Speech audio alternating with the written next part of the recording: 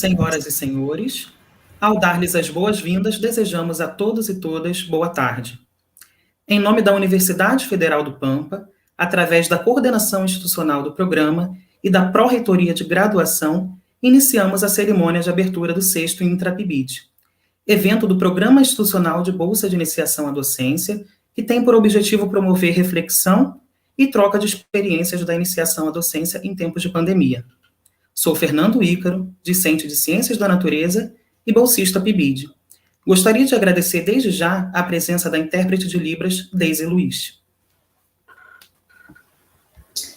Participam do projeto institucional 2020-2022 16 cursos de licenciatura de 8 campi da Universidade Federal do Pampa: Bagé, Caçapava do Sul, Dom Pedrito, Itaqui, Jaguarão, São Borja, São Gabriel e Uruguaiana.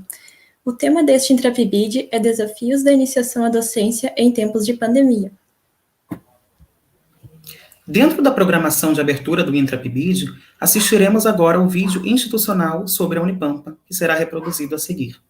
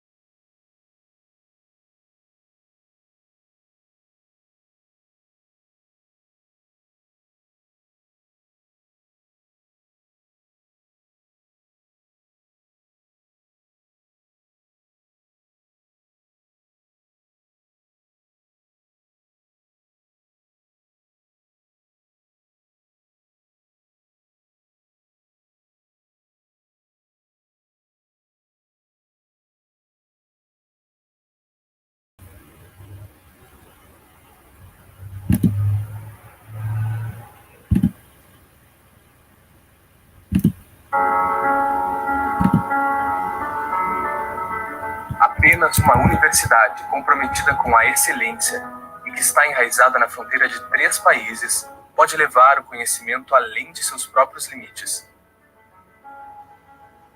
Com mais de uma década de história, a Universidade Federal do Pampa é uma instituição multicampo que está presente em 10 cidades da metade sul do Rio Grande do Sul. Alegrete,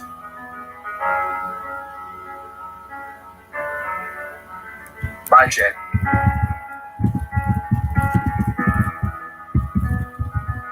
Caçapava do Sul,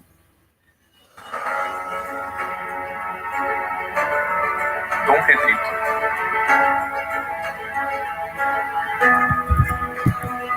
Itaqui,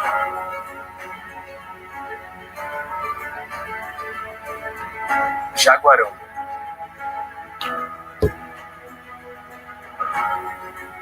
Santana do Livramento, São Borja,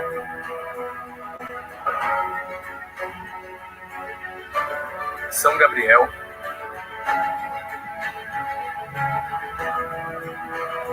Uruguaiana.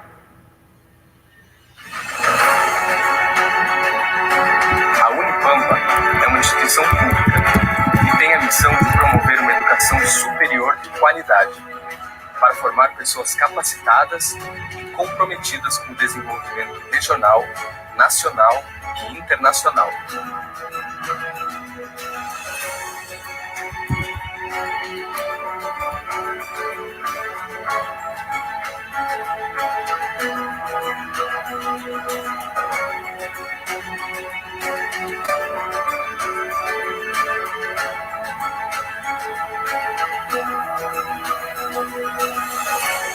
Na Unipampa, o ensino, a pesquisa, a inovação e a extensão se integram em todos os campos universitários.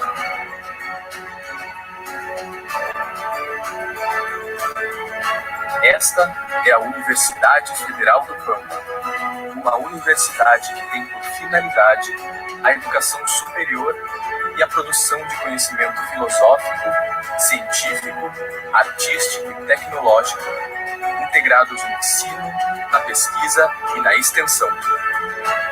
uma universidade que se destaca por sua qualidade de ensino, diversidade de ideias e pensamentos, a presença da intérprete de e Libras. sua importante atuação na região onde está inserida. A Unipampa é uma universidade feita por pessoas, para pessoas, que ultrapassa limites e vai além das fronteiras. Universidade Federal do Pampa.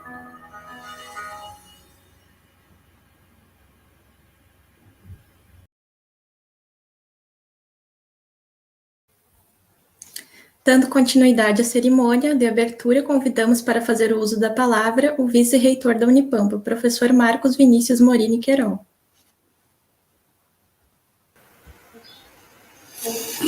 Boa tarde a todos. Queria inicialmente cumprimentar o Fernando, a Andressa, a Deise, nossa intérprete de Libras. Eu começo primeiro dizendo a emoção de ver o nosso vídeo institucional. Eu já assisti ele uma centena de vezes, mas eu vejo o trabalho de todos os discentes, docentes, técnicos, que durante esses 15 anos da nossa instituição contribuíram para a nossa consolidação da nossa universidade. Então, realmente ele é emocionante, e quem está aqui desde o início, e desde lá da origem, né, da UFSM, UFPEL, para depois, em 2008, nós virarmos a Unipampa, de como começou nossa universidade, ver o tamanho dela que está hoje, é momento de se emocionar. Com essa fala, eu gostaria de cumprimentar a Ângela, professora Sátira, professora Marta, professora Shirley, Giane, aos colegas Giovanni, a Andressa já cumprimentei, a todos que nos assistem. O tema do nosso debate de hoje do PIBID é extremamente interessante, e ele se faz premente discutir desafios da iniciação à docência em períodos de pandemia, e por que nem dizer, né, em períodos de ensino remoto. Quanto aprendizado, de uma forma tão rápida que nós não esperávamos, nós fomos obrigados a ter novas metodologias de ensino-aprendizagem. Que grande desafio! E como dito pelo Fernando, trocas de experiência se faz extremamente importante para esse momento. Essa troca de experiência nos diferentes modalidades de ensino, quer seja na academia, quer seja no ensino fundamental, no médio, em todo o país. É um momento de aprendizagem, sim. Mas a principal aprendizagem que nós tivemos na nossa universidade é migrar para um ensino remoto, mas, obviamente, com toda a qualidade que ele necessita. Hoje, posso dizer que o ensino remoto ele faz parte do nosso dia a dia e, futuramente, certamente, ele fará. O que significa que ele mudou aquilo que nós estávamos acostumados. Mas ele traz novas possibilidades de ensino que vão, sim, com certeza, melhorar a qualidade de nossas ofertas. E, com certeza, refletir nesse momento com todos vai trazer novas possibilidades de mais qualidade na oferta inicial, durante todo o ensino e na parte final, que é a formação final. Eu diria que nós estamos, nesse momento, trabalhando para voltarmos, se tudo der certo, se nós tivermos o que nós esperamos, né? Todos vacinados, todos com segurança, e que essa nova cepa que atinge todo o Brasil e parece chegar no estado do Rio Grande do Sul, que ela não evolua. Enfim, nós estaríamos com uma grande evolução da pandemia, por que não dizer que a vacina fez efeito, sim, curou a todos nós e deu grandes possibilidades. É um momento de fé, sim. E com isso, nós estamos já há quase um ano trabalhando para a volta de ensino presencial, mas com toda a qualidade possível, com toda a segurança, a salvaguarda das pessoas. Nós fomos as primeiras universidades do país a parar para ter realmente a principal premissa de todos na nossa universidade, ou em qualquer lugar do mundo, nas nossas casas, que é cuidar da gente mesmo. Precisava parar. E naquele momento surgiu, então, como nós teríamos ainda outras condições de ofertar ensino, de uma forma que nós nunca havíamos pensado. E assim começamos. E a universidade nunca parou. Produzimos mais de 40 mil litros de álcool, ajudando logo no início, que era tão importante. Nós fomos os primeiros, principalmente no estado, a fazer os testes, né, para a verificação do Covid, e aí com grande louvor aí para a Uruguaiana e principalmente São Gabriel, e entre outros tantos trabalhos que fizemos na salvaguarda da vida das pessoas. Hoje, dialogando com os COIs de todas as regiões de inserção da nossa universidade, dialogando com um grupo de especialistas em imunologia e epidemiologia, nós estamos trabalhando com muita força, mas, sobretudo, avaliando passo a passo de qual vai ser o momento de nós voltarmos. E a nossa volta, eu digo para toda a nossa comunidade, e é o papel da universidade, ela vai estar pautada na nossa segurança. Nada mais importante que as nossas vidas. E nesse intervalo de tempo, como é triste lembrar que perdemos colegas, perdemos amigos, tanta gente que aí passou porque não teve oportunidade de chegar até a vacina. Novos desafios, sim. Desafio de poder abraçar futuramente, de olhar o colega e dizer quanto ele é importante. E aquela premissa de quem é licenciado, que a gente aprende nos primeiros dias de aula, o principal papel do ensino-aprendizagem é a motivação. Como estar motivado nesse período de pandemia? Como motivar nossos alunos?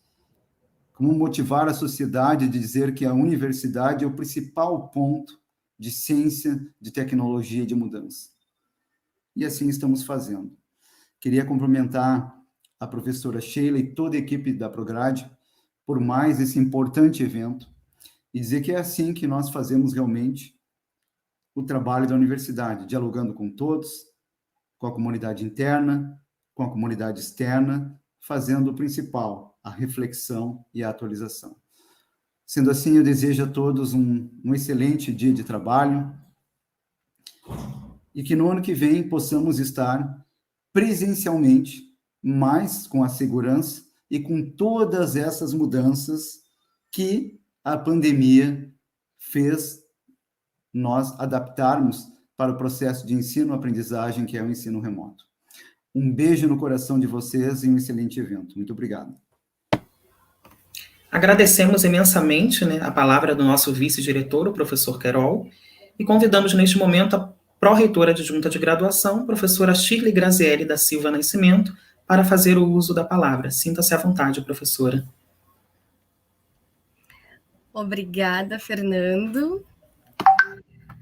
Colegas, é com imensa satisfação que saúdo, em nome do gabinete da Prograde, a todos os presentes na abertura do 6º Intrapibid, com o tema Desafios da Iniciação à Docência em Tempos de Pandemia.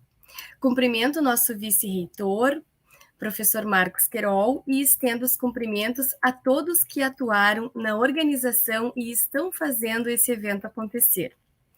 Parabenizo de forma muito especial a professora Ângela Hartmann, nossa coordenadora institucional, e assim estendo os cumprimentos aos demais colegas docentes da Unipampa que atuam como coordenadores de área.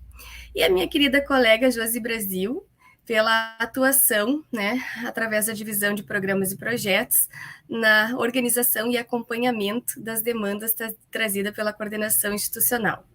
Sou grata por poder partilhar desse fim de tarde com todos vocês. Em meio a tantas más notícias que, infelizmente, têm marcado o cenário regional, nacional e mundial, estamos hoje aqui para aplaudir mais uma ação do projeto institucional PIBID, que, vale destacar, ficou na posição 24ª do ranking nacional e em 3º lugar dentre as universidades do Rio Grande do Sul, o que nos enche muito de orgulho e merece toda a nossa atenção. Este programa contempla 16 licenciaturas presenciais da instituição, distribuída em 8 dos nossos campi: Bagé, Caçapava do Sul, Dom Pedrito, Itaqui, Jaguarão, São Borja, São Gabriel e Uruguaiana, garante a oferta de 27 bolsas para professores da educação básica, 10 bolsas para professores da Unipampa, além de 214 bolsas para os nossos discentes. O programa de iniciação à docência é de extrema importância para a formação de nossos discentes, que logo adentrarão em definitivo nos preciosos espaços de formação em nossa região, estado e país. A nobreza da profissão de ensinar está pautada, como diz Morin, em saber ensinar a condição humana, em construir junto aos educandos que o homem é um ser multidimensional. É necessário, antes de tudo, privilegiar a compreensão da natureza do ser humano e a compreensão de que ele é também um indivíduo fragmentado. Aos pibidianos, gostaria de reiterar, embalada pelas palavras de Paulo Freire, que o conhecimento exige uma presença curiosa do sujeito em face do mundo, requer uma ação transformadora sobre a realidade, demanda uma busca constante e implica em invenção e em reinvenção. E é com essa gana de transformação que a sociedade os espera, atenta e vigilante para que desempenhe seu papel como educadores, formadores.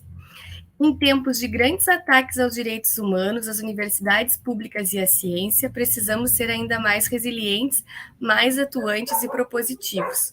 O PIBID, apesar das adversidades impostas pela pandemia, conseguiu se reinventar e manter sua proposta a partir do projeto institucional, contribuindo com a construção da prática docente à medida que proporciona aos educadores informação, um contato antecipado com a realidade da sala de aula e com todo o contexto do ambiente escolar. Ao fazer isso, aproxima a teoria adquirida na universidade à realidade da prática nas escolas. Aproveito para parabenizar de forma muito enfática a escolha do portfólio de temas que serão discutidos ao longo desses 3 dias de evento, que vão desde a discussão de hoje sobre a iniciação à docência e a educação das relações étnico-raciais, perpassando as oficinas temáticas e culminando com as rodas de conversas que versarão sobre os relatos dos desafios da iniciação à docência em tempos de pandemia. Por fim, desejo que este evento alimente a perspectiva de que, como nos diria Rubem Alves, não haverá borboletas se a vida não passar por longas e silenciosas metamorfoses. Sendo assim, aproveitem as metamorfoses da vida, aproveitem verdadeiramente este espaço de reflexão. Estamos todos de parabéns. Em nome da Pró-Reitoria de Graduação, muito obrigada.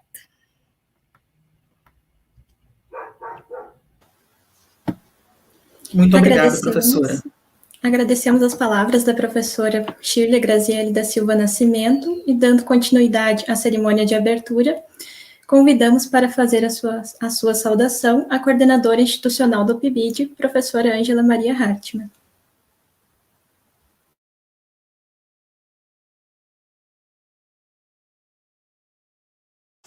O seu microfone, professora.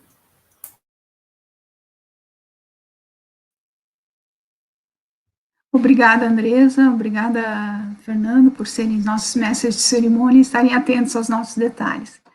Então, boa tarde a todos, saúdo e agradeço, então, a presença do nosso pró-reitor, professor Marcos Vinícius Queirol, da nossa pró-reitora adjunta, professora Shirley Nascimento, e dos nossos convidados, né, da Secretaria de Estado de Educação do Rio Grande do Sul e da Secretaria de Educação dos municípios, onde acontecem as ações do PIBID Unipampa. Agradeço também a presença dos professores da Unipampa, nossos coordenadores de área, dos professores da educação básica, nossos supervisores, e em especial dos discentes, bolsistas e não bolsistas, que se preparam por meio desse projeto para exercer a docência futuramente. O IntraPIBID, que se estenderá até quarta-feira com outras atividades, é um esforço conjunto de vários coordenadores de área, dos 2 bolsistas, Andrés e Fernando, nossos mestres de cerimônias, e de Josi Brasil, da Prograde.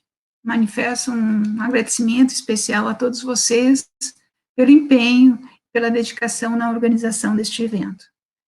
Neste final de agosto, completamos 11 dos 18 meses de duração desta edição do PIBID. Vários foram os desafios dessa gestão para fazer funcionar esse projeto durante esse período de pandemia. Desde que ele iniciou, em outubro de 2020, nós não pudemos nos encontrar pessoalmente. Esta edição do PIBID, portanto, ela vai ser marcada pelo desafio da comunicação remota, através de equipamentos e aplicativos de comunicação digital.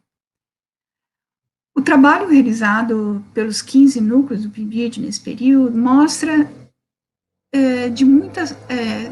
de muitas formas, caracterizadas pelo perfil de cada curso de licenciatura e de cada docente que atua nesse projeto, assim como se caracteriza também pelo perfil dos professores supervisores, que trazem para dentro da universidade o que nós nos habituamos a chamar de chão da escola.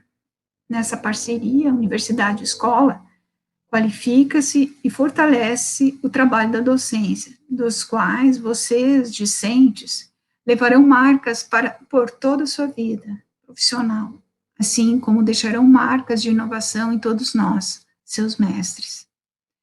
É impossível destacar tudo que já foi realizado nestes 11 meses pelos núcleos das 16 licenciaturas presenciais que integram esta edição do PIBID. Mas, fazendo um levantamento rápido e superficial, destaco as seguintes atividades. Começando pelo projeto de alfabetização, no curso de pedagogia, a criação do clube de leitura, em que cada discente realiza a leitura oral de um texto, um poema ou uma crônica, para o grupo comentar em seguida, trazendo aspectos cotidianos da atualidade. Do núcleo de educação do campo, eu destaco a elaboração de atividades para serem usadas pelos professores nas escolas e promoção de ciclos formativos de pesquisa com os discentes. Dos núcleos de línguas adicionais de Bagé, história de Jaguarão e de ciências humanas de São Borja, destaco a realização de oficinas sobre história e educação para as relações étnico-raciais para os discentes e alunos das escolas de educação básica.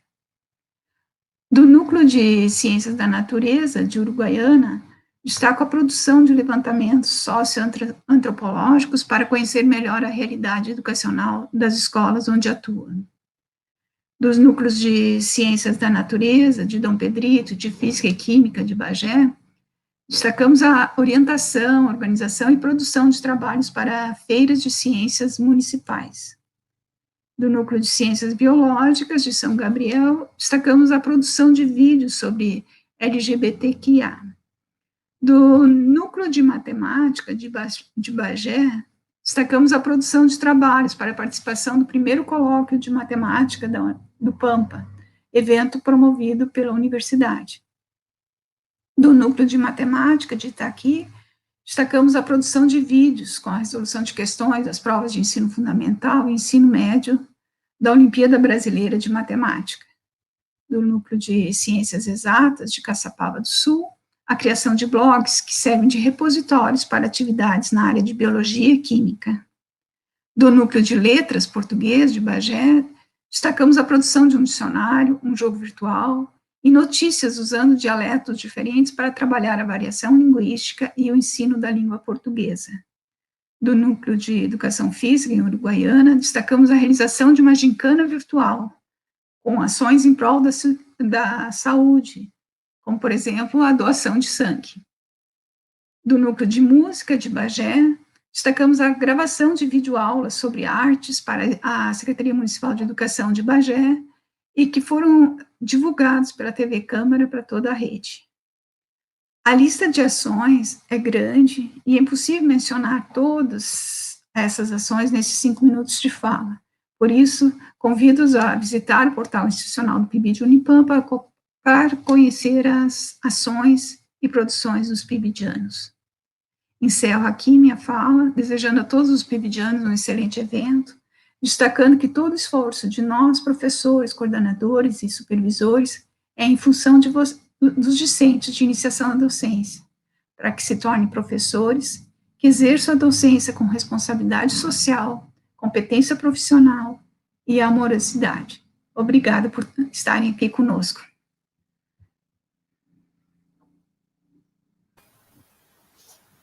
Encerra-se neste momento a cerimônia de abertura do 6º Intrapibid.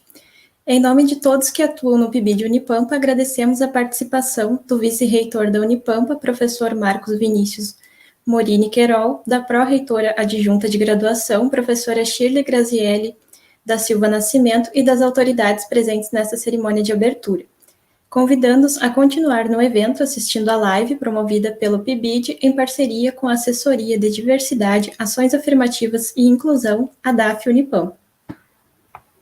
Durante a live, teremos um diálogo entre as professoras Marta Iris Camargo Messias da Silveira, do campus Uruguaiana, Giane da Silva Vargas, do campus Jaguarão, e Sátira Pereira, também do campus Jaguarão, sobre a temática Iniciação à Docência e a Educação das Relações Étnico-Raciais. A professora Marta Iris Camargo Messias da Silveira é doutora em Educação pela Universidade Federal da Bahia, professora do curso de Educação Física do campus Uruguaiana e assessora de Diversidade, Ações Afirmativas e Inclusão da Unipampa. Possui experiência na área de Educação Física Escolar, com ênfase em Arte e Educação. Atua nos seguintes temas: dança afro, dança escolar, pedagogia da educação física escolar, capoeira, lutas, ginástica, percussão, teatro, cultura afro-brasileira, cidadania, inclusão e políticas públicas e ações afirmativas. Coordena o Núcleo de Estudos Afro-Brasileiro e Indígena, NEAB Unipampa, é pesquisadora associada do Núcleo de Estudos Afro-Brasileiro NEAB UFSM, é presidenta da Comissão Especial de Estudos sobre História e Cultura Afro-Brasileira e Indígena Unipampa. É membro do grupo de pesquisa CNPq, Linguagem, Cultura e Sociedade e Educação. A professora Giane da Silva Vargas é professora adjunta da Universidade Federal do Pampa, campus Jaguarão, e docente do programa de pós-graduação em Museologia e Patrimônio, da Universidade Federal do Rio Grande do Sul. É doutora em Comunicação, mestre em Patrimônio Cultural, especialista em Museologia e licenciada em Letras. Idealizadora e membro do coletivo Atnoquer e do grupo de estudos A Fronteiras Negras Unipampa. É coordenadora do NEAB Mocinha e do projeto de pesquisa Clubes Sociais Negros do Brasil-Uruguai. Mapeamento, memória, patrimonialização e educação das relações étnico-raciais. É sócia honorária do Clube 24 de Agosto de Jaguarão e coordenadora diária do Núcleo de História do PIBID Unipampa. A professora Sátira Pereira Machado é jornalista, mestre em letras, doutora e pós-doutora em comunicação, professora da Universidade Federal do Pampa, Unipampa, e líder do grupo de pesquisa Cria Negra do CNPq. Após o diálogo entre as professoras Marta, Giane e Sátira, será oportunizado um espaço para perguntas, comentários e reflexões registrados no chat dessa live pelos participantes. Passamos neste momento a palavra para as professoras, iniciando com a professora Marta Messias. Sinta-se à vontade, professora, para fazer o uso da sua palavra.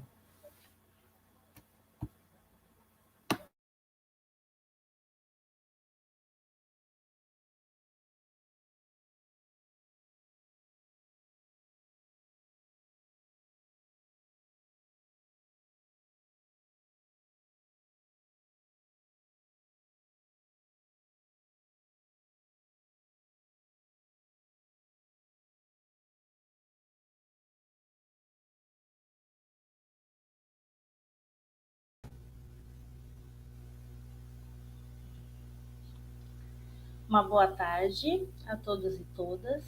É um prazer estar aqui, dividindo esse espaço com vocês.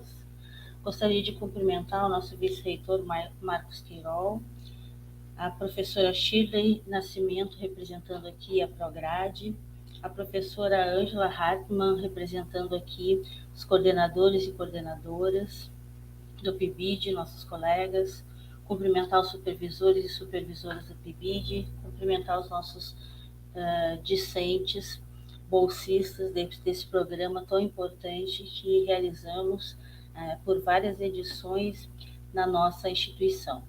Cumprimentar a nossa intérprete Deise, agradecer pelo trabalho, cumprimentar aqui as minhas colegas Sátira Machado e Giane, dizer que é um prazer enorme estarmos nesse espaço, em mais um espaço, nessas tantas décadas que somos ativistas do movimento social negro, hoje numa outra perspectiva, enquanto docentes de uma universidade federal em regiões do país que foram escolhidas pela sua precariedade e por seu baixo desenvolvimento. E cá estamos nós, né, com todos e todas, tentando desenvolver adequadamente, né, essas cidades e construir essas políticas nessas cidades. Eu costumo dizer que nós temos uma particularidade importante, que além de docentes, nós somos militantes, né, somos ativistas, e estivemos em vários outros espaços, né, nessas últimas 3 décadas, discutindo as ações afirmativas e lutando pelas ações afirmativas. E hoje, não por acaso, nós estamos aqui as 3, né, para construir conhecimento juntamente com os nossos bolsistas e as nossas bolsistas sobre a importância da educação das relações étnicas e raciais. Então, mais uma vez, é uma honra estar dividindo esse espaço com pessoas tão importantes na luta do movimento social negro no Estado e no país. Gostaria de cumprimentar o Giovanni, representando aqui a ADAF, que está nos bastidores, fazendo todo esse trabalho aí de articulação da comunicação para que o nosso evento seja um sucesso. Bem, eu vou iniciar então projetando alguns slides que eu fiz para embasar um pouco o nosso diálogo.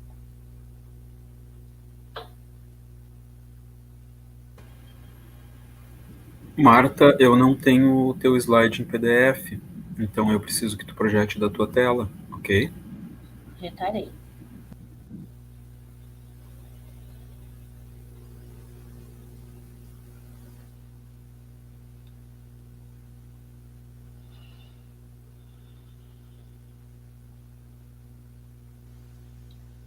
Não estou conseguindo, mas acho que eu vou conseguir.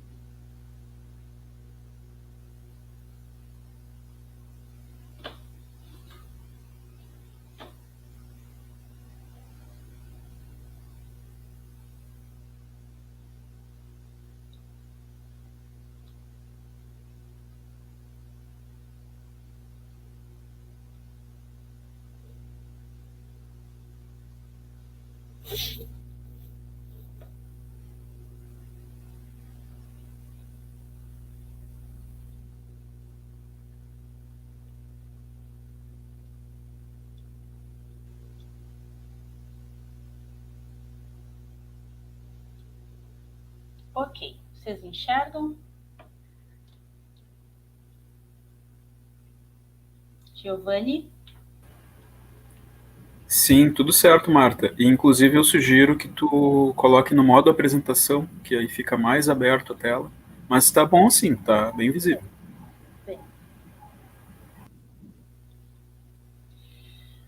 Bem, então nós pensamos, nós 3, de que forma nós dialogaríamos com os desafios da iniciação à docência em tempos de pandemia e trabalharíamos então os links relacionados à educação das relações étnicas raciais, as ações afirmativas, passando pela questão do momento que nós vivemos hoje no mundo contemporâneo, de saudar algumas ações afirmativas já implementadas e lutar ainda para que outras continuem sendo implementadas. Então, sobre as ações afirmativas e a educação das relações étnicas e raciais, eu pretendo fazer um breve histórico, né? Esse breve histórico, ele precisa dizer para nós de onde partimos. E por que ele precisa dizer para nós de onde partimos? Porque nossos pares ainda não, muitas vezes não entendem com propriedade quando a gente fala de cotas raciais, quando a gente fala de recorte étnico-racial, quando a gente fala de ações afirmativas para aquelas populações historicamente marginalizadas. Então, nós partimos do princípio em que vivemos em um país que tem 521 anos e por 350 anos, 400 aproximadamente, nós vivemos em situação de escravidão.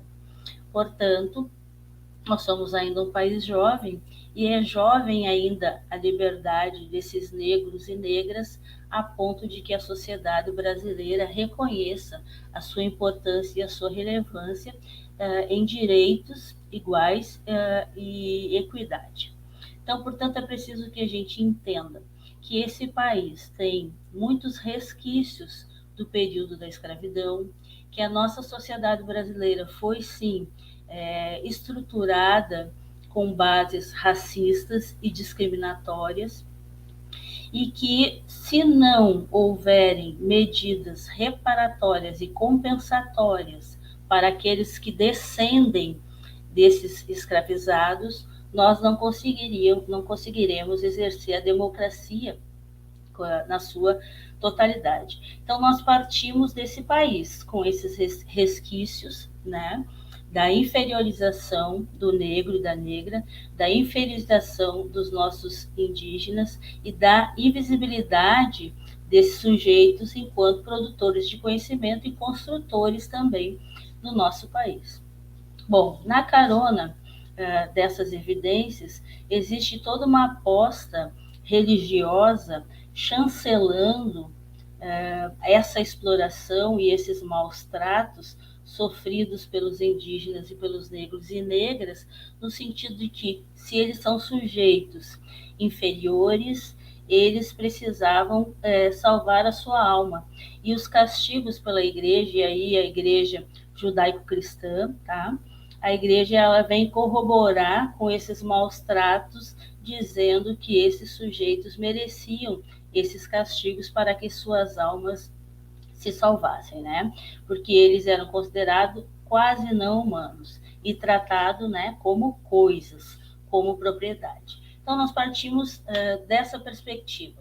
A história do nosso país, né, contada pela historiografia oficial, ela vai ocultar muitas dessas passagens e vai fazer com que a gente chegue na idade adulta sem saber essas verdades históricas do nosso país. Mas os movimentos, né, sociais e os movimentos de educação que buscam, né, essa verdade para a nossa nação, eles vão nos dizer que a gente, sim, está em um país extremamente racista, extremamente machista, extremamente homofóbico, e que é preciso superarmos, então, essas mazelas para que a gente avance, né, enquanto nação. Qual é o caminho percorrido, né? O caminho que se tem percorrido é que há muito tempo, né, desde o período da escravidão, indígenas e negros se insurgiam em relação a essa situação que lhes era imposta. Tanto é verdade isso que a gente conhece, né, aqui no Rio Grande do Sul, por exemplo, um espaço onde mais houve violência contra esses negros e negras. Quando essas lideranças despontavam em outros estados, elas eram mandadas, né, lideranças abolicionistas, elas eram mandadas para o Rio Grande do Sul, porque aqui existia os mais severos castigos, né, para esses negros insurgidos e essas negras insurgidas. Então, a gente vive nesse país desde sempre lutando por igualdade, né, lutando por espaço, lutando por equidade. Então, não é nova essa questão de que somos descendentes de guerreiros e guerreiras que lutaram, sim, sempre contra a escravidão. Não fosse isso, não seriam tão violentas, não precisaria de açoite, não precisaria de senzalas, não precisariam, né, de todo esse sofrimento que os nossos ancestrais passaram. Então, esse caminho percorrido vem lutando por essa igualdade sem conseguir, né? E daqui a um pouco a gente vai ver quais foram as leis que corroboraram, né, para que negros e indígenas não ascendessem de forma alguma na sociedade brasileira. E aonde chegamos vai ser a parte em que as professoras Sátira e Giane vão estar colocando das ações afirmativas e o que os nossos negros e negras, onde estão chegando os nossos negros e negras e indígenas com as políticas de ações afirmativas já implementadas no nosso país. Bem, legislação que normatizou a escravidão. Em 1924, então, nós temos a lei que proíbe o negro liberto de frequentar as escolas, e a justificativa era que ele era portador de doença, de moléstias contagiosas e de doenças, por isso não poderia, né, estar nos bancos escolares.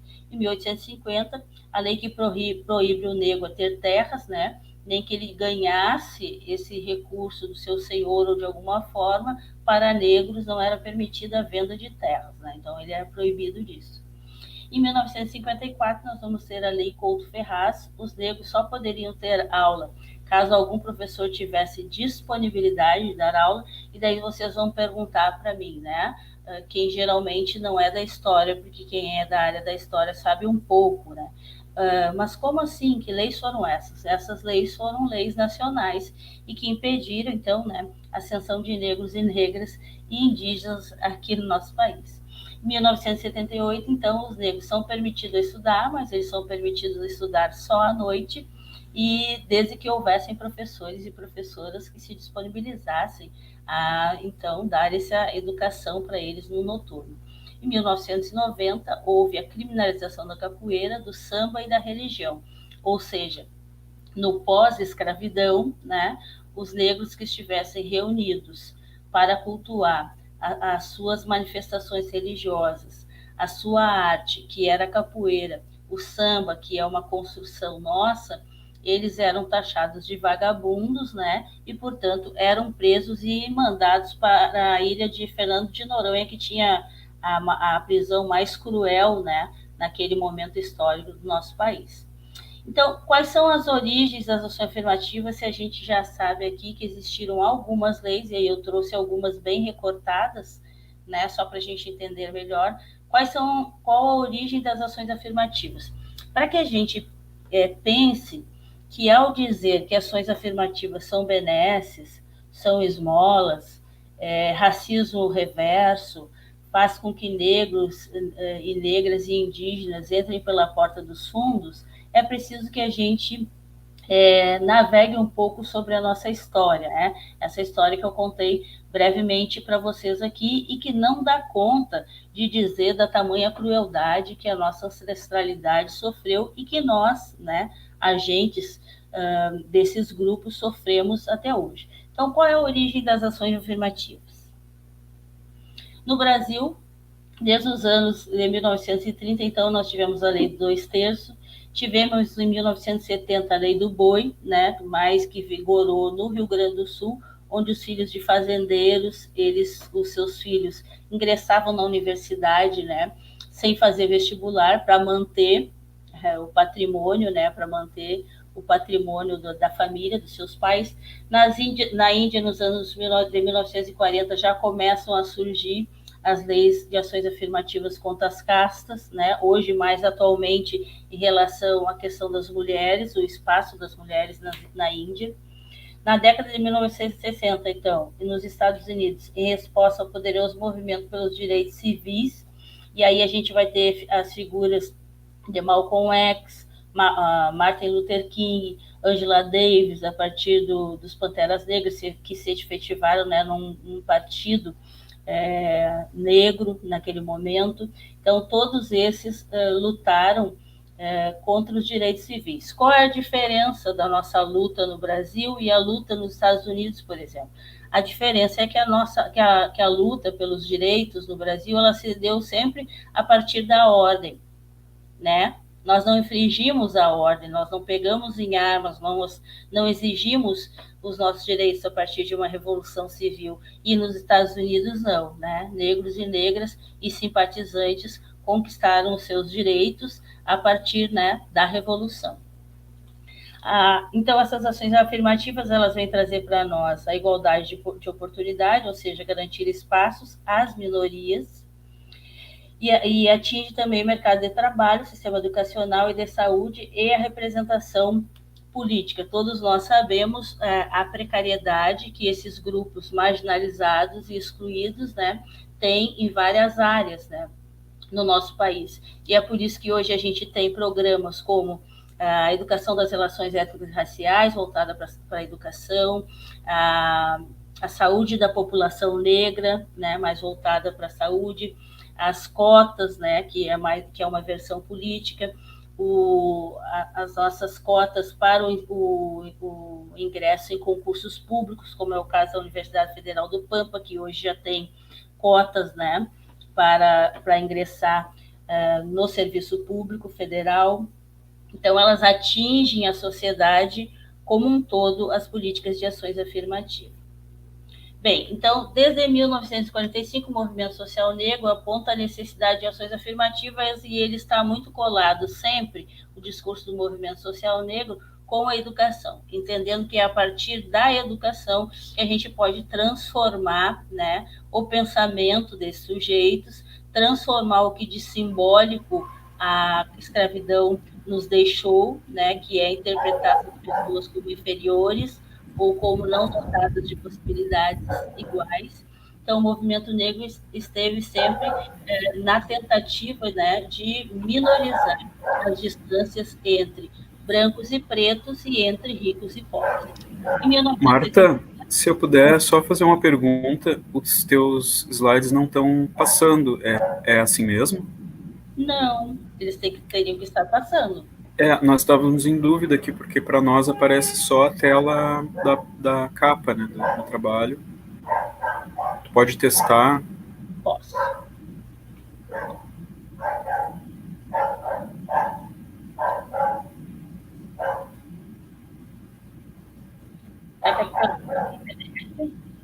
Aparece essa?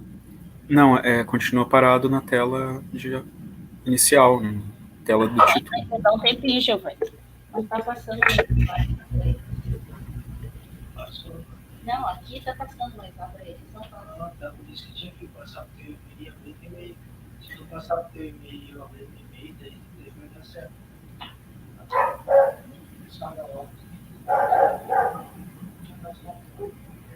Tenta colocar no modo de apresentação, Marta, de repente.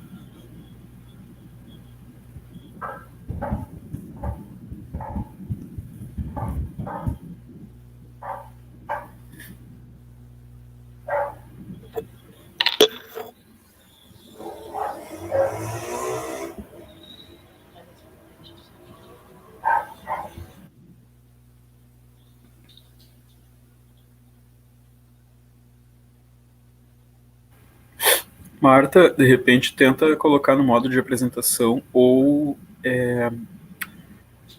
encerra o compartilhamento e inicia de novo. Esse tipo de coisa pode resolver.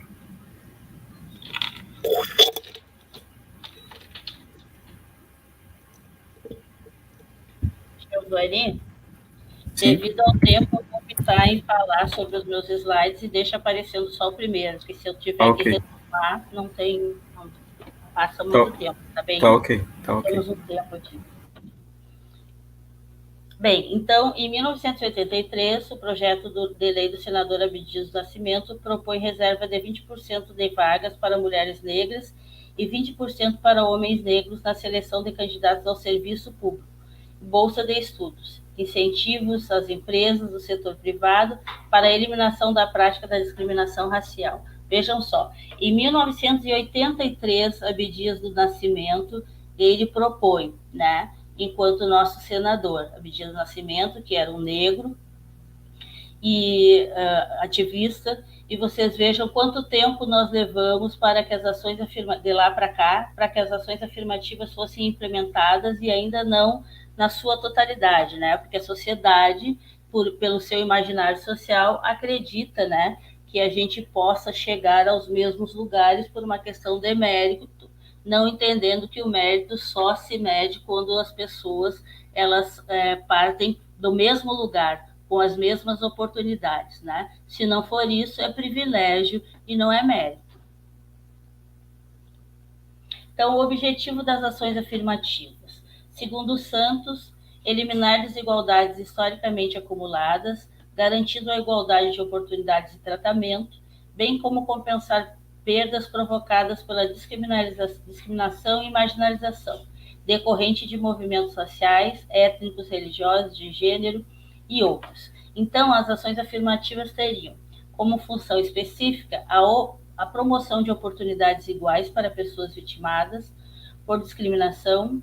Seu objetivo é, portanto, o de fazer com que beneficiados possam vir a competir efetivamente por serviços educacionais e por posições no mercado de trabalho. Bem, quais as características das ações afirmativas, então? E isso é muito importante que a gente entenda, porque hoje nós temos um conjunto de ações afirmativas que dizem conta da educação e da educação superior, e a gente ainda encontra pessoas que são contra, né, esse tipo de política pelas justificativas que eu coloquei aqui, e entre outras justificativas.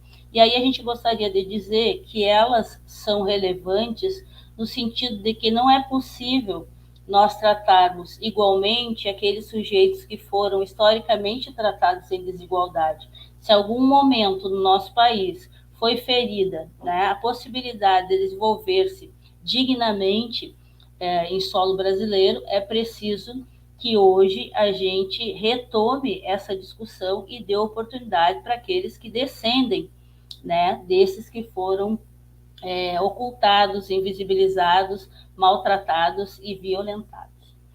Então, as características são reparatórias, compensatórias e preventivas, é claro, né, para que não ocorra mais esse tipo de situação, ou esse tipo de segregação no nosso país, porque existiu segregação no nosso país, ela só não foi legitimada, né, mas existem até hoje espaços que são de brancos e espaços que são de negros e indígenas. Exigem outras qualificações que não somente pertencem a um determinado grupo social ou étnico, ou seja, as ações afirmativas elas são amplas hoje em dia, né, para vários segmentos. Reduzem a desigualdade, promovem a diversidade e combatem a discriminação racial. Então, existe uma lei 10.639, que eu falo daqui um pouquinho, que ela tem como principal objetivo combater a discriminação racial. E é por isso que as universidades hoje têm alguns núcleos, alguns nichos, alguns organismos que estão discutindo e trabalhando com a universidade como um todo, para que a gente possa conjuntamente construir políticas, né, de inclusão de fato da nossa universidade, desses segmentos excluídos, né, e que a gente dê a garantia de acesso, principalmente, a esses segmentos que foram marginalizados. Então, a Unipampa tem vários exemplos de implementação da lei de cotas, né? Além da lei de cotas nacional, a gente ainda tem um edital especial para indígenas e quilombolas, que trabalha com o quantitativo das vagas ociosas, que é mais uma oportunidade que a gente dá para que negros e indígenas estejam acessando a universidade. Então, isso são ações afirmativas. Que outras ações afirmativas nós poderíamos ter? A implementação nos PPCs do curso, né, porque isso é uma diretriz nacional. Nós temos as diretrizes curriculares para a educação, da educação étnica e racial, que precisa estar nos PPCs a partir de componentes curriculares, a partir de ações, a partir de atividades, a partir de grupos de estudos. Precisa estar lá contido qual é a forma que o curso está fazendo, né, para discutir essas questões dos direitos humanos, dos direitos de negros e negras na sociedade, e está formando numa outra perspectiva, né, que não é essa educação formal que todos nós tivemos, que acaba por excluir ainda mais esses sujeitos no seu contexto, no contexto escolar, no contexto universitário e enfim.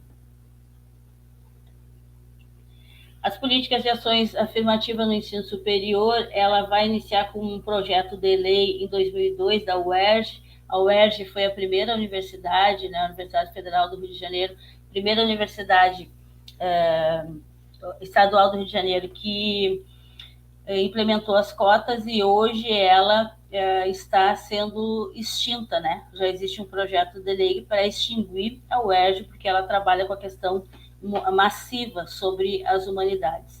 Em 2004, então, a UNEP vai implementar as ações afirmativas na universidade, e sendo a primeira universidade federal, e hoje todas as universidades públicas que estabelecem sistemas de acesso diferenciado, cotas, bônus, ou combinação de cotas, de bônus, enfim, Cada realidade regional tem uma perspectiva e essa perspectiva, então, ela é balizadora dessa forma, né, de ingresso. E a base legal que nós temos é a autonomia universitária no seu artigo 2005 da Constituição Federal. As dificuldades ainda enfrentadas, né? Nós temos o nosso Estatuto da Igualdade Racial, que foi o propositor foi o senador Paulo Paim, e ele foi completamente desconfigurado, né? Teve 2 décadas sendo discutido, foi desconfigurado.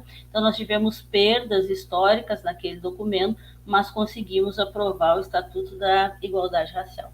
A disputa pela legitimidade, né? Os dados efetivos, que hoje não são tão claros, poderiam ser melhorados pelas instituições.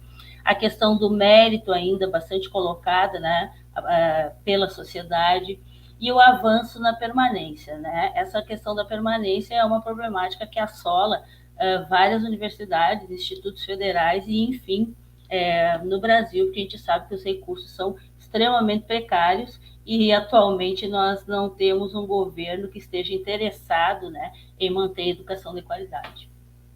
O contexto universitário, né, essa inércia institucional da gente não ter um conjunto de políticas que faça com que os nossos pares entendam efetivamente o que são as ações afirmativas, que elas não são só pela boa vontade de alguns núcleos ou de algumas assessorias, mas que ela é um instrumento legal, que, portanto, ela precisa ser implementada. A luta contra a discriminação, né, não é porque existe acesso desses grupos excluídos ao ensino superior, aos espaços de trabalho, que por aí se cessa a discriminação. Não, né? Porque a sociedade ela reproduz esse sistema ainda enraizado, né, nessa estrutura racista. A necessidade de organização para garantir as conquistas e avançar, né? O movimento negro, por um bom tempo, ele esteve fora desses espaços, lutando por eles. Hoje, o movimento negro, alguns das suas lideranças já são gestão, já estão nos cargos políticos e estão nas universidades, nos institutos, enfim, e existe uma demanda de que a gente continue avançando e pleiteando dentro do nosso espaço, né, universitário, por exemplo, que é o nosso, a implementação efetiva dessas políticas. E aí, reflexões necessárias que a gente precisa fazer. Por que a Lei 10.639 de 2003 ela surge? Ela surge pela necessidade de ter um aparato legal que faça com que obrigue, né, que as escolas, que os estabelecimentos de ensino, eles implementem a história da África e a história afro-brasileira. E aí, na carona da Lei 10.639, nós temos a 11.645 de 2008, para que obriga também a história e a cultura indígena. Precisamos refletir de que nós somos um país ainda racista. Não fosse por isso, não precisaríamos de leis, né, que dissessem dos direitos desses sujeitos e de outros grupos também excluídos. Então, nós só temos a lei porque a gente ainda não venceu o racismo e a gente precisa, então, estar instrumentalizando, formando os nossos futuros educadores e educadoras e de todas as áreas contra o racismo, né? Contra o racismo, que é o que impede que as pessoas estejam com igualdade de condição nos espaços. Bom, eu tinha aqui uma imagem para encerrar minha contribuição, que circulou muito na internet. Em cima nós temos garis, né, nos seus containers, lutando por melhores condições de trabalho. É uma multidão de garis e eles são todos pretos. E abaixo eu tenho uma imagem de um conjunto também de profissionais da saúde, ou seja, médicos, dizendo em seu cartaz: não faltam médicos, faltam condições de trabalho. Então, eles estão nacionalmente lutando por condição de trabalho, e na imagem, que são muitos também, a gente não enxerga nem um negro, nem uma negra. Então, Então, é para ver como ainda nessa sociedade contemporânea é flagrante os espaços que são ocupados ou destinados, melhor dizendo, para negros e negras e os espaços que são destinados para não negros.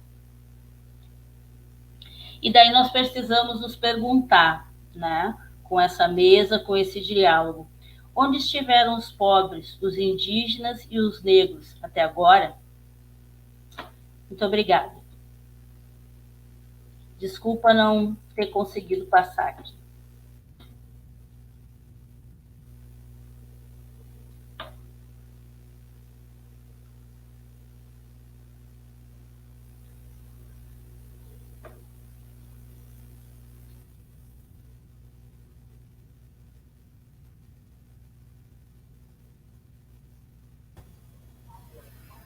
Obrigado, professora. Gostaria de agradecer imensamente a sua participação no IntraPibid, né, por esse espaço, né, multidimensional para a gente conhecer um pouquinho da trajetória histórica das relações étnico-raciais no Brasil. Estou aqui lisonjeado, agradeço a sua participação mais uma vez e passo, nesse momento, a palavra para a professora Giane Vargas. Seja bem-vinda, professora. Então, em primeiro lugar, eu quero dar uma boa tarde, né, a todas, todos e todas. E gostaria também de cumprimentar a equipe organizadora desse evento, as autoridades, né, que nos antecederam, e a coordenação institucional do PIBID, e quero, em nome da professora Ângela, cumprimentar a todos os meus colegas coordenadores e supervisores do PIBID da Unipampa. E, em especial, uma colega de trabalho, né, que é a professora Márcia Chaves, que estamos lá trabalhando no PIBID, no História, junto ao Instituto Estadual de Educação Espírito Santo aqui de Jaguarão. Quero cumprimentar também, fazer uma saudação especial ao público que está nos assistindo, aos nossos pibidianos dos vários cursos, né, das cidades que se localizam nos campos aqui da nossa Pampa, e em especial ao nosso grupo do curso de História do Campus Jaguarão, onde lá está a Ariane, a Andressa, a Gabriela, a Natália, a Eduarda, a Lohane, o Otávio, o Gabriel, a Viviane e o Gustavo. São 10 entre bolsistas e voluntários. E, por fim, eu quero também cumprimentar aqui, dar um abraço muito carinhoso às minhas colegas e irmãs, a professora Marta Messias e a professora Sátira Machado. Eu falo aqui em abraço carinhoso, porque, afinal, eu sou uma Tinuqué. E ser a Tinuqué significa, na língua africana e iorubá, aquela que merece carinho desde o ventre. Então, não poderia deixar de falar em carinho. E por que eu digo que estas professoras são minhas irmãs também? Porque é, de fato, o que elas significam para mim. Afinal, são duas mulheres livres que eu respeito e que eu admiro as suas trajetórias, que foram forjadas na resistência para que hoje nós pudéssemos estar aqui, nesta tarde, que é quase noite, e nesta mesa aqui, num evento de uma universidade pública, gratuita, de qualidade, em que 3 professoras negras compartilham aqui nesse momento aquilo, não é professora Marta e professora Sátira, que nós dissemos sim. Um dia a gente sabia que esse momento ele iria acontecer. Por quê? Porque a luta daquelas, a professora Marta acabou de fazer uma historicidade, né, da perversidade do racismo também. E a gente sabe que a luta daquelas e daqueles que vieram antes de nós, essa luta não foi em vão. E este lugar, estar hoje aqui conversando com você, este lugar ele foi reivindicado, né? Nós, enquanto professoras, doutoras pretas, nós sabemos que precisamos avançar nas estatísticas, e a gente sabe que ainda somos um número muito baixo ainda de mulheres negras na pós-graduação e menos ainda enquanto docentes, mesmo diante das políticas de acesso, como as cotas raciais, as cotas sociais, e que nós precisamos estar em constante vigilância, né, pois elas estão em constante desmantelamento e deslegitimação das nossas lutas que são seculares. Inicialmente, eu pensei e organizei a minha fala. Eu não vou fazer uma apresentação em PowerPoint, mas eu gostaria de solicitar ao Giovanni, já agradecendo também a nossa intérprete de Libras, e ao Giovanni, tem nos auxiliado muito.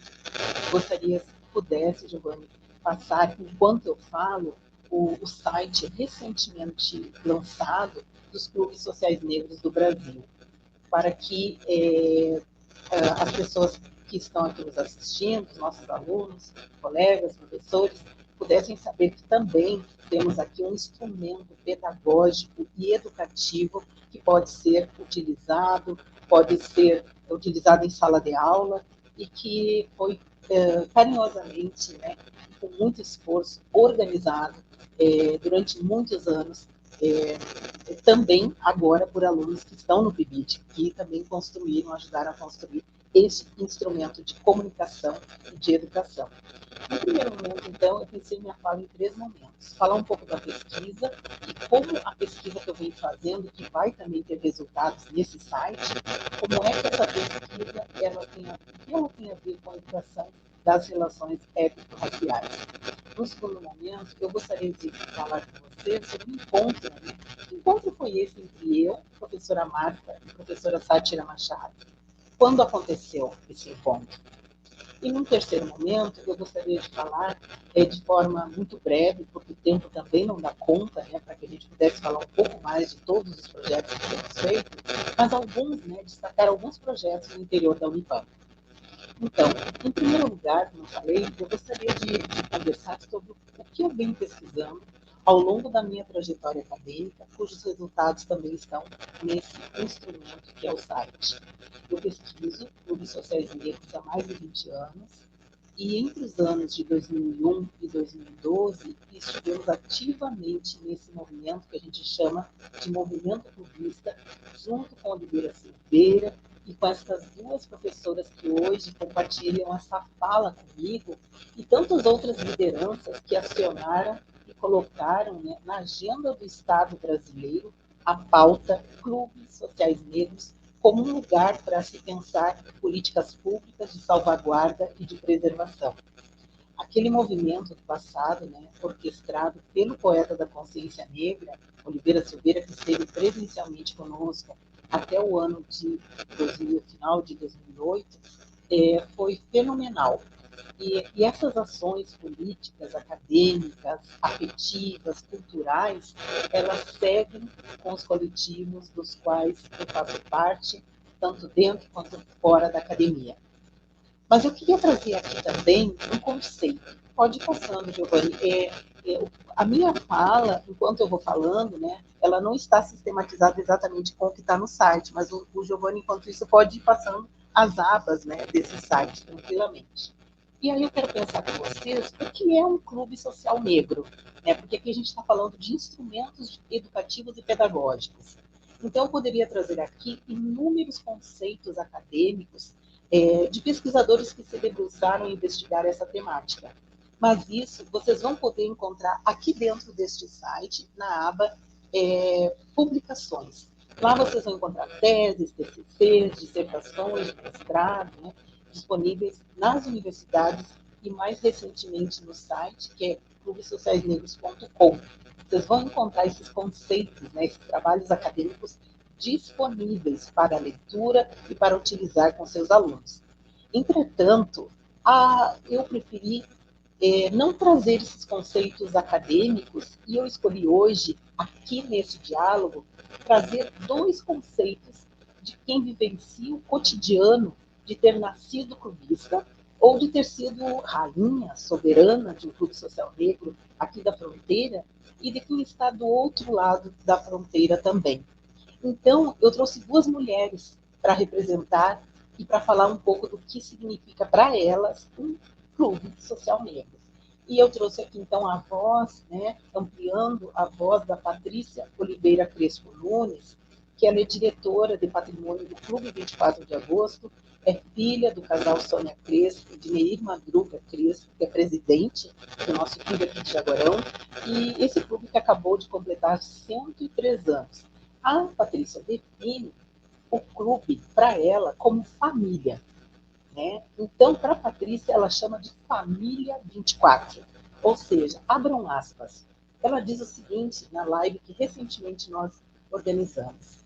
Ela diz, essa é a voz da Patrícia falando sobre o clube. ela vai dizer: lá não existe espaço superior ou inferior. Dentro do Clube 24 de Agosto, todos os espaços são de glória, quer esteja varrendo o salão, atendendo no balcão, ou sendo rainha, ou sendo soberana. Isso a Patrícia falou na live de lançamento agora, recentemente, no dia 24 de agosto. Temos um outro conceito aqui desenvolvido, né, nessa live também, pela nossa irmã afro-uruguaia, Fernanda Oliva, que é professora da UDELAR e que também falou sobre o Centro Uruguai de Melo, em Cerro Largo, no Uruguai, que completou também na semana passada 98 anos, no dia 25 de agosto, agora de 2021. A Fernanda Oliva, ela vai nos trazer, abram aspas, como é que ela se referencia, né, a esse espaço. Ela vai dizer que um clube social negro, que também existe no Uruguai, e existe por todo o Brasil, mas também no Uruguai, é um centro de referência, um ponto de encontro da comunidade negra, e clubes sociais negros são os espaços de efervescência contra-hegemônica, que são territórios onde nascem as estratégias de combate ao racismo, as estratégias de conquista de direitos, onde nascem as lideranças que mantêm em pé a dignidade do povo afro, do Uruguai, do Brasil e no mundo. Isso que é um clube negro para Fernando Oliva, não é? E nesse sentido, essa força é que me move em toda a minha trajetória como pesquisadora, como professora negra, e que foi instrumentalizada por esses movimentos negros, em especial o movimento de mulheres negras e o movimento clubista. No segundo momento, eu gostaria de trazer aqui, para além dos conceitos do que é um clube social negro, suas realezas, eu gostaria de trazer o encontro com a professora Marta Iris Camargo Dias e a professora Sátira Machado. Esse encontro foi incrível. O encontro com a professora Marta, como é que eu penso, né? Pensar nesses encontros com essas duas potências de mulheres negras me levaram a pensar em docência e educação das relações étnico-raciais. Como isso aconteceu? Aqui eu quero também fazer um agradecimento a 3 mulheres negras que, em especial, que me educaram. E aqui eu poderia falar da minha bisavó, a dona Adalbertina, a minha avó Angelina e a minha mãe João Belina. Essa é a educação que veio de casa. E foi adolescente que eu vi minha mãe voltar a estudar numa escola pública junto comigo, porque foi só quando eu já era adolescente é que a minha mãe finalmente ela consegue concluir o ensino fundamental e logo depois, de algum tempo, ela consegue ingressar no ensino médio, entretanto, bem mais tarde é que ela estudou. Foi quando ela teve a oportunidade. Aí ela se especializou em trabalho doméstico, como trabalhadora doméstica já não fazia mais parte da sua vida, no sentido de ter que sobreviver desse trabalho, que ela sobrevivia desde os 8 anos de idade, e ela se tornou uma incrível cabeleireira, gestora do seu próprio negócio. Aqui eu estou fazendo um agradecimento e abrindo, né, esse parênteses. E a minha primeira graduação, então, ela é finalizada em 1988, mas por que eu estou dizendo isso? Porque foi só na pós-graduação, quando então eu fazia uma especialização em museologia, no ano de 2001, que eu conheci os ativistas, as e os ativistas do movimento negro, dos movimentos negros, né? E eu entendi qual era o meu papel político como pesquisadora negra, que poderia, então, transformar a mim mesma e aqueles que me rodeavam, através, então, desse retorno social da minha pesquisa, né, com a minha comunidade de origem. E me pergunto, né, para quem e para que eu estava pesquisando. Tinha que ter, sim, um retorno social para a minha comunidade de origem. E nesse sentido, uma das mulheres negras que eu conheci, naquele momento, lá em 2001, isso faz 20 anos, um pouquinho mais, uma dessas professoras foi a professora doutora Marta Messias, que me questionou, que me incentivou, e nós, juntas, né, com o Movimento Negro da cidade de Santa Maria e antigos sócios do Clube 13 de Maio, nós conseguimos revitalizar um antigo clube social negro, a Sociedade Cultural Ferroviária 13 de Maio, que foi fundada em 1903, nós conseguimos revitalizá-la em um museu de caráter comunitário, que se tornou uma referência mundial na área de museologia social e comunitária.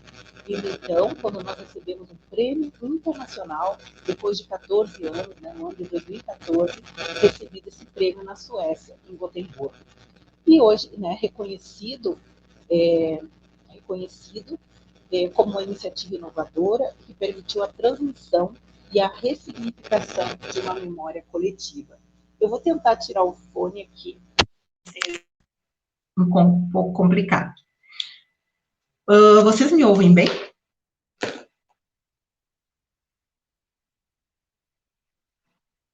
Eu quero dizer que, para mim, o maior prêmio desta ação coletiva forjada no interior do Museu 13 de Maio foi uma ação que, enquanto movimento negro, nós fizemos na UFSM.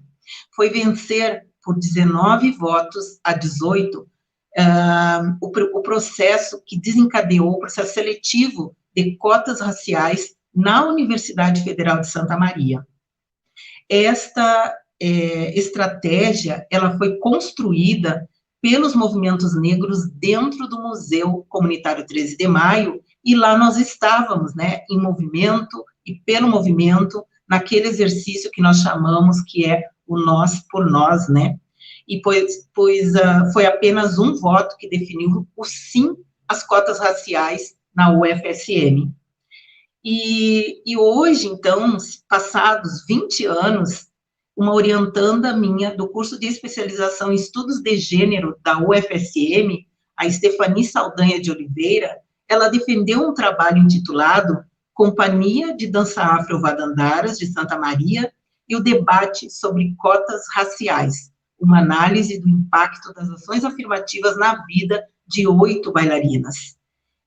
Dentre os objetivos, essa minha orientanda, ela tentou buscar analisar como é que a política de ações afirmativas, mais especificamente a política de cotas raciais, impactou a vida pessoal e acadêmica de 8 bailarinas desta companhia de dança afro, Vadandaras, coordenada pela professora Marta Messias. Aquelas bailarinas, hoje, elas são mestres, são doutoras, são professoras, são mães, e muitas delas seguiram os passos trilhados pela professora Marta. O meu encontro com a professora Sátira Machado, e eu quero aqui ressaltar que foram vários os encontros que nos colocaram no mesmo caminho, e o que mais me marcou foi quando, então, a professora Sátira, ela saiu de Porto Alegre e foi a Santa Maria para coletar materiais e informações, porque estava construindo um grandioso projeto, que se intitula o Projeto RS Negro. E logo depois, a professora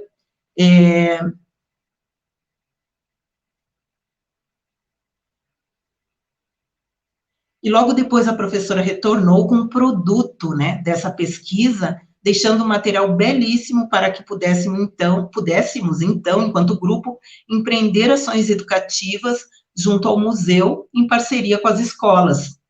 Então, esse é um material espetacular, e as peças, né, desse material, acredito que a professora vai falar logo mais, estão disponíveis também num site.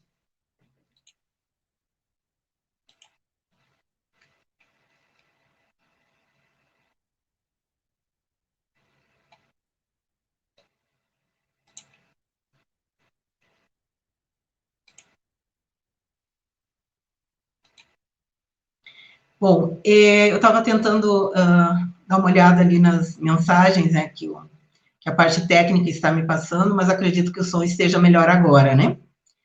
Bom, um outro encontro importante foi quando, falando do meu encontro com a professora Sátira, foi quando nós estivemos juntas, nós 3, professora Marta, professora Sátira e Oliveira Silveira.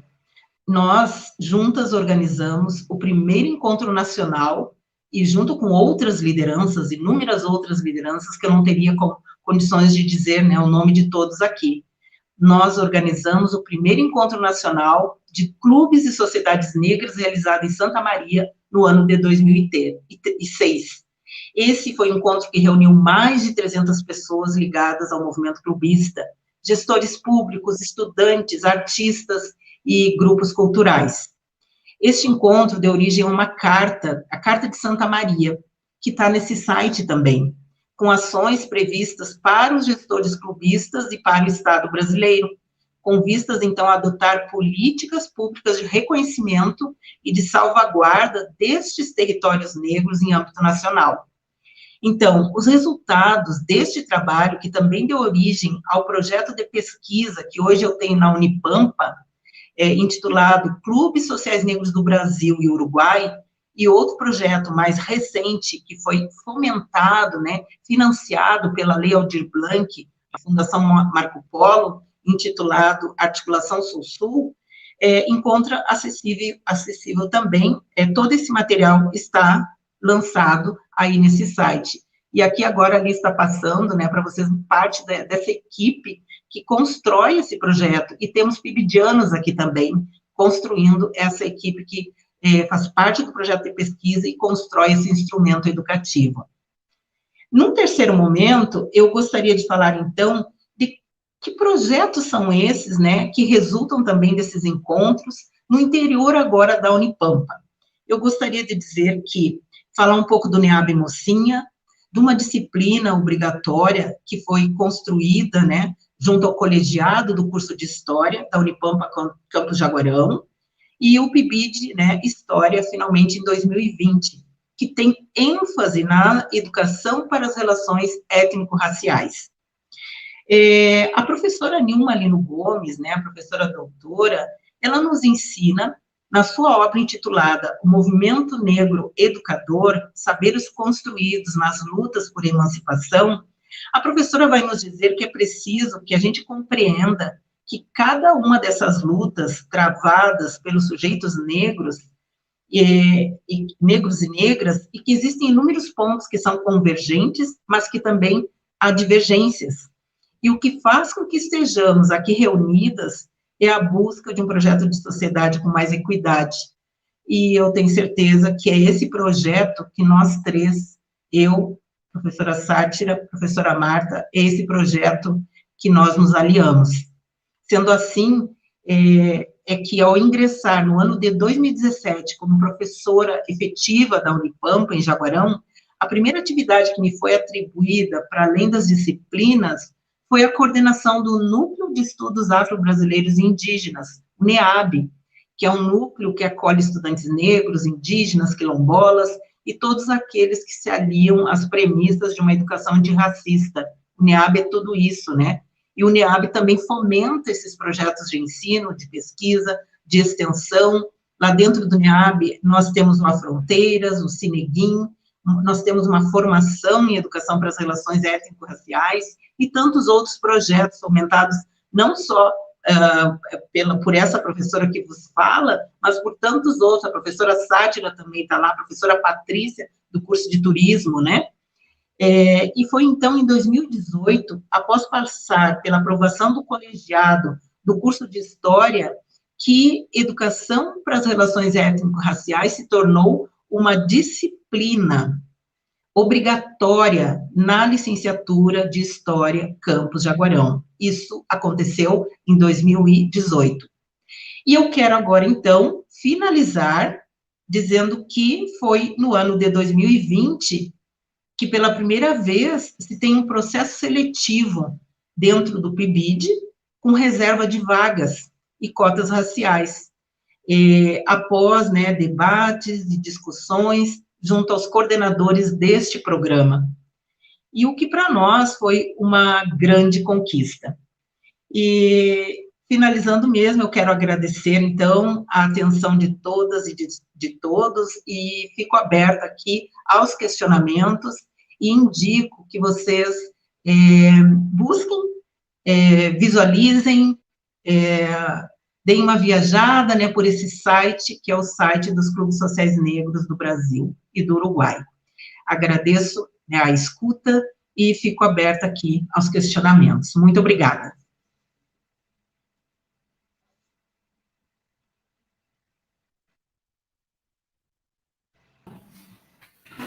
Professora, o Intrapibid que agradece, né, a sua excelente participação, né, e eu convido nesse momento a professora Sátira Machado para fazer parte da live. E vos passo a palavra. Seja bem-vindo. Obrigada, Fernando. Gratidão. Boa noite a todos e a todas. Eu quero aqui saudar a família Unipampa, não é? É uma alegria esse carinho todo que a professora Giane, a professora Marta Messias, nós, então, que estamos conectadas, hiperconectadas, mas eu gostaria de saudar, então, principalmente a gestão, o professor Roberlane e o professor Querol, que estava aqui conosco, o professor Querol, já que o professor Roberlane está em outro evento, para dar, então, essa contribuição a esse diálogo. Eu vou compartilhar com vocês, então, a minha humilde apresentação, mas eu gostaria de dizer que já foi dito muitas coisas aqui, não é? Então, essa minha contribuição vai ser pequena, mas que possa suscitar esse debate. Vocês estão vendo, não é? Eu quero agradecer, então, estamos aqui nós nesse diálogo, né, dialogando sobre a questão das relações étnico-raciais, e eu vou apresentar justamente essa perspectiva do projeto RS Negro e Oliveira Silveira, que foi o que me coube. Justamente esse projeto que a professora Giane fez a menção, não é, que é fruto de muitas mãos trabalhando juntas, e juntos e juntas, e é justamente nessa perspectiva que a gente tem que pensar a questão das culturas negras no Brasil do ponto de vista também da Lei 10.639, que foi, então, regularizada em 2003, que justamente vai colocar no nosso mapa da educação o Dia Nacional da Consciência Negra e o resgate da história e da cultura afro-brasileira nas escolas. E aí, esta perspectiva tem tudo a ver com Oliveira Silveira. Aqui na tela eu coloco, então, 20 de novembro, História e Conteúdo, em que Oliveira Silveira nos conta essa história, que teve, então, essa repercussão para que nós chegássemos hoje, não é? E estarmos debatendo essa perspectiva. Então, Oliveira Silveira, que foi, sim, professor. Oliveira Silveira foi professor da rede estadual do Rio Grande do Sul por muitos anos e se aposentou, então, ele que tinha orgulho de ser licenciado em letras e letras francês e que atuou justamente em sala de aula, não é? Então, Oliveira Silveira vai traçando uma trajetória e ele, além de ser um ativista, um escritor, um jornalista, um comunicador, um diretor de teatro, é um leque muito grande para se falar aqui em pouco tempo, ele foi premiado pela União Brasileira de Escritores do Brasil, no caso, né, do Rio de Janeiro, em 1969, entre eles um poema chamado 13 de Maio, 13 de Maio, traição, liberdade sem asas e fome sem pão. Então é nessa perspectiva que depois vai se reunindo um grupo de pessoas negras, mulheres, homens, que vão começar a fazer essa contraposição, criando, então, o Grupo Palmares de Porto Alegre, em várias discussões que levaram ao primeiro ato evocativo ao 20 de novembro, num clube negro, que é o Clube Marcílio Dias, que é localizado, naquela época, no bairro Praia de Belas de Porto Alegre. Então, percebam, naquele momento, um momento de restrição política no Brasil, esse Grupo Palmares consegue aprovação na Polícia Federal para que se pudesse justamente estar fazendo essa celebração, deslocando do 13 de maio, que nos parecia, então, enquanto movimento negro daquela época, não ser uma data que representaria a resistência negra à escravidão. E por isso Oliveira Silveira foi, sim, perseguido, não é? E monitorado pelo Serviço de Inteligência brasileiro, e em 2021 nós estamos celebrando 50 anos anos do Grupo Palmares, 50 anos do 20 de novembro. Então, percebam este impacto, não é? Neste ano, de nós estarmos também nesse Intrapibid, dialogando sobre essa perspectiva. Não é? E aí o projeto RS Negro é justamente trazer que consciência negra é esta? Uma consciência negra de que sim, nós somos um povo maravilhoso, um povo que sai de África, mas que em África tinha muitas histórias, muitas etnias, muitos reinos, muitas riquezas, muita coisa acontecendo naquele amplo continente que nós nos orgulhamos enquanto negritude, muito para além do sistema escravista que usou, sim, o homem negro e a mulher negra e as crianças negras como mercadoria, mas nós temos uma história vívida e linda para contar e que não foi contada nas escolas. As questões das nossas artes negras e culturas que vão fazendo essa mescla para que hoje nós temos na perspectiva mundial uma pluralidade dessa diáspora negra. A questão de a gente rever muitas das histórias que os nossos livros didáticos não trazem, não é? De um Egito negro, sim, de faraós negros, da rainha de Sabá, de várias revoluções negras, como a Revolução do Haiti, que foi apagada da história, e o Haiti paga até hoje, não é? Por ter sido essa nação que quis, sim, perpetuar uma identidade negra, vários outros homens negros e mulheres negras em movimento, e aí a gente conhece, né, movimentos que são, por exemplo, muito mais mediatizados, como nos Estados Unidos, Martin Luther King porque queria pela paz, e Malcolm X demonizado porque queria pela guerra, e assim por diante, esse resgate para que nós tenhamos essa consciência negra, nós tenhamos também essa perspectiva, sim, que Quilombo dos Palmares, a República do Quilombo de Palmares, talvez tenha sido a primeira revolução importantíssima, o movimento social brasileiro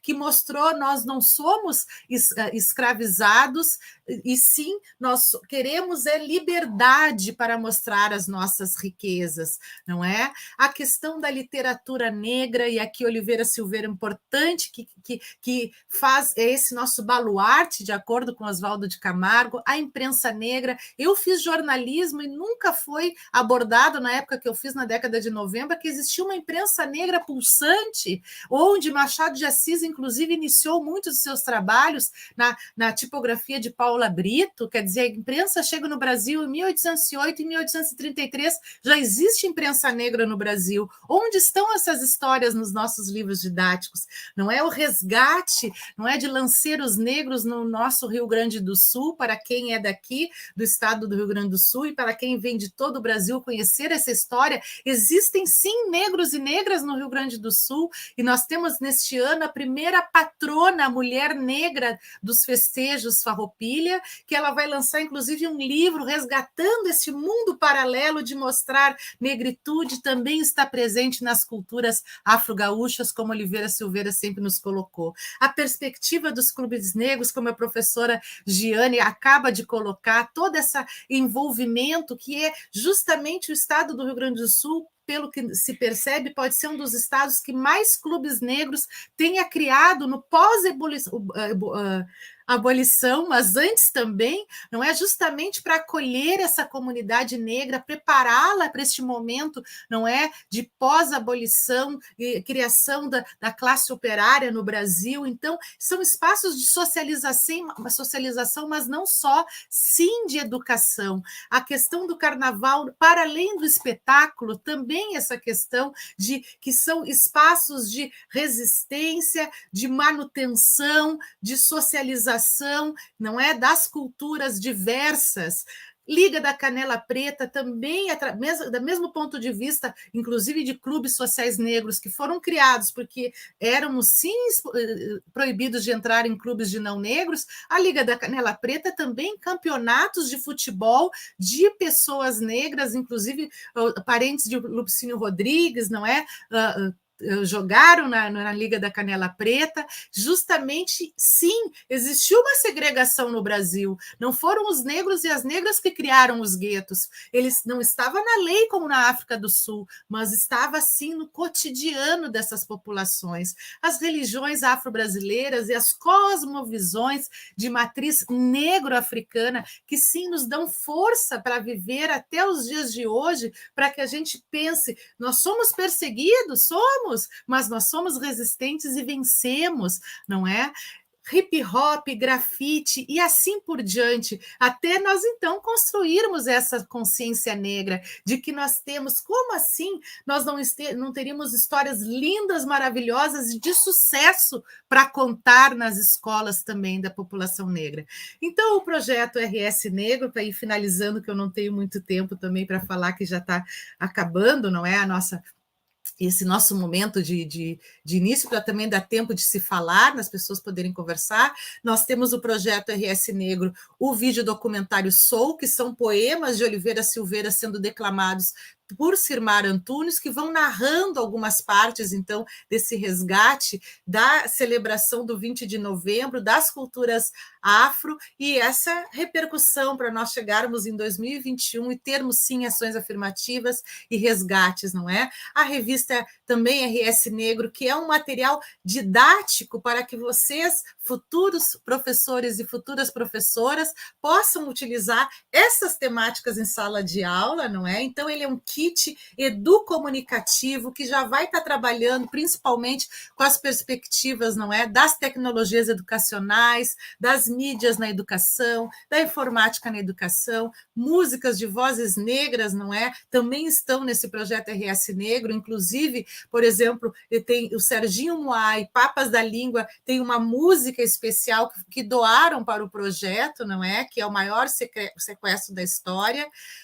Vera Lopes recitando poemas, Nayara, filha de Oliveira, também nessa entrevista, nos falando, ela que é uma parceira que deixou, inclusive, a Unipampa ter um NEAB, o NEAB de Bagé, com o nome de Oliveira Silveira, não é?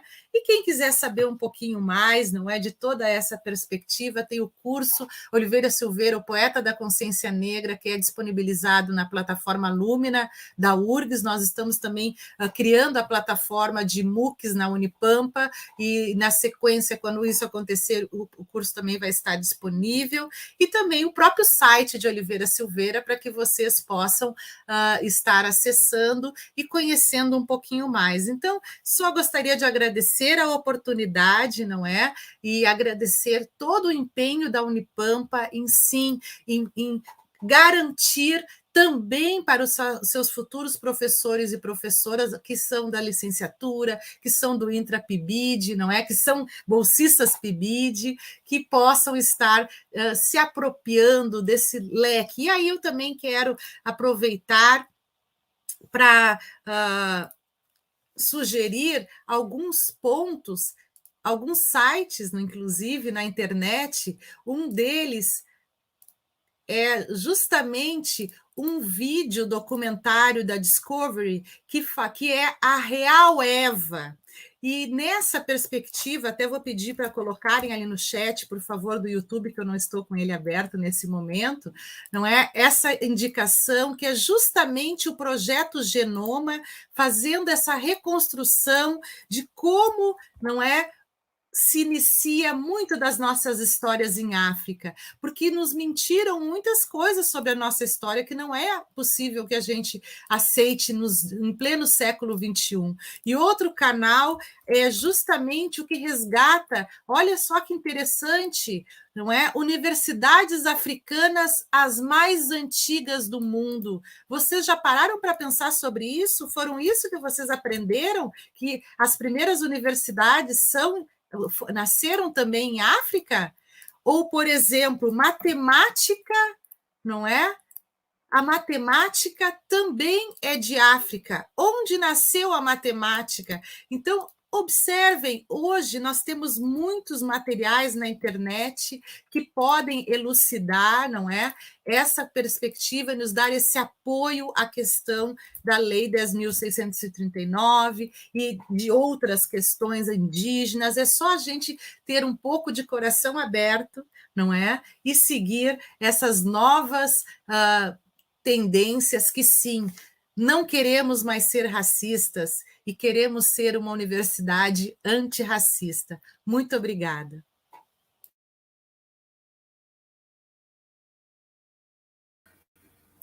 Nós que agradecemos, professora. Então, nesse momento, eu convido, né, a professora Giane e a professora Sátira novamente, né? E como não recebemos nenhuma pergunta ali no chat, eu vos faço uma pergunta. Seria possível sintetizar, né, em uma palavra-chave a fala de vocês e discorrer uma síntese final, né, relembrando todo esse contexto em uma palavra, né, e discorrendo para o nosso público-alvo?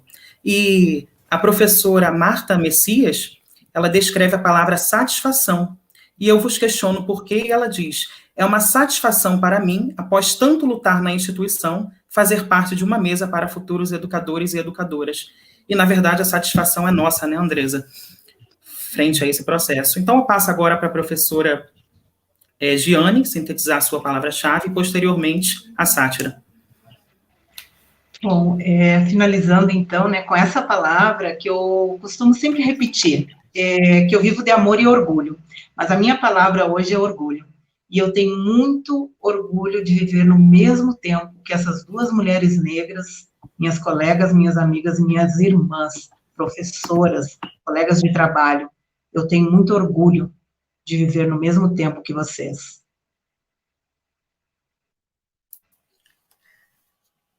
Gratidão, gratidão e gratidão. Giane, professora Marta e toda a equipe que está aqui por ter se aberto, não é, para esse diálogo.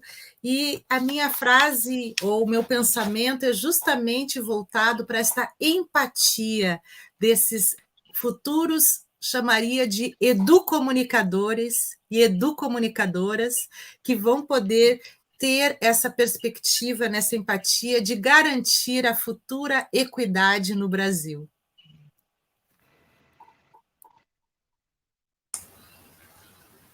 Agradecemos às professoras Marta Messias, Giane Vargas e Sátira Machado pela participação no 6º Intrapibid, pelo enriquecimento que suas falas trouxeram para o nosso entendimento sobre a educação das relações étnico-raciais. Registramos a presença da coordenadora institucional do programa Residência Pedagógica, professora Claudete da Silva Lima Martins. Muito obrigado. E, neste momento, encerramos as atividades de abertura do 6º Intrapibid, lembrando que as atividades planejadas seguem nos dias 31 de agosto, com a realização das 10 oficinas temáticas, e em 1º de setembro, com 16 rodas de conversas. Nos despedimos agradecendo a participação de todos e todas e desejamos um excelente Intrapibid. Atenciosamente, boa noite. Boa noite. Boa noite. Boa noite. Boa noite. Boa noite a todas e todos.